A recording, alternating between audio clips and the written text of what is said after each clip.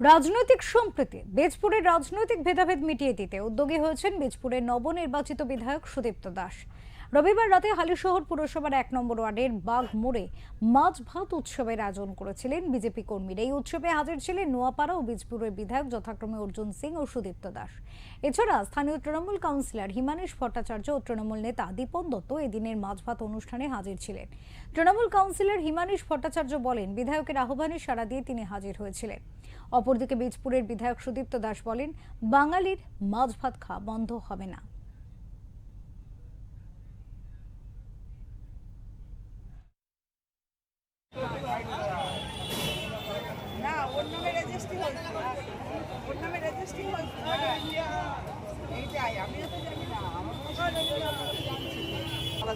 যে কেউ বাঙালির মাছ ভাত খাওয়া বন্ধ করেনি, শুধু বন্ধ করেইনি এটাই নয়, বরং তৃণমূল বিজেপি একসাথে বাঙালি মাছ ভাত খাচ্ছে। আমার নয়, পার্টির ঘোষিত সিদ্ধান্ত এটা।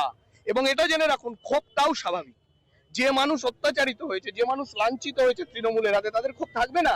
বরং আমরা বলতে পারি বিজেপি সরকারে এসছে, আমরা শক্ত হাতে আমাদের কর্মীদের বকা দিচ্ছি, উল্টো তারা আমাদের উপর রাগ করছে। তার আমরা রক্ষা করে রেখেছি তৃণমূলকে, পাড়ায় পাড়ায়, নালে তৃণমূল আজকে থাকতে পারে? ভাবুন পরিবেশটা আমরা কোন জায়গায় নিয়ে যাচ্ছি। এটা ভাবুন, তৃণমূল জিতলে আজকে কি পরিবেশ হতো। মাননীয় বিধায়ক সুদীপ্ত দাস আমাকে আহ্বান জানিয়েছিলেন, আমি এসেছিলাম এবং সে আমন্ত্রণ রক্ষা করেছি। আমরা একসাথে এই মঞ্চ ভাগাভাগি করে নিই। হ্যাঁ, এবং আমি এই ওয়ার্ডে যেহেতু নির্বাচিত জনপ্রতিনিধি, আমি 100 বার তাদের আহ্বানে সাড়া দিয়ে এখানে এসেছি।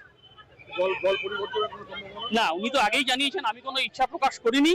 ওনারা আমাকে ডেকেছেন, আমি এই ওয়ার্ডের জনপ্রতিনিধি হিসেবে আমি মনে করি যে এটা আমার কর্তব্য, কারণ বিধায়ক বীজপুরের গার্জিয়ান, তার পাশে এসে দাঁড়ানো, সেই জন্য এসেছি।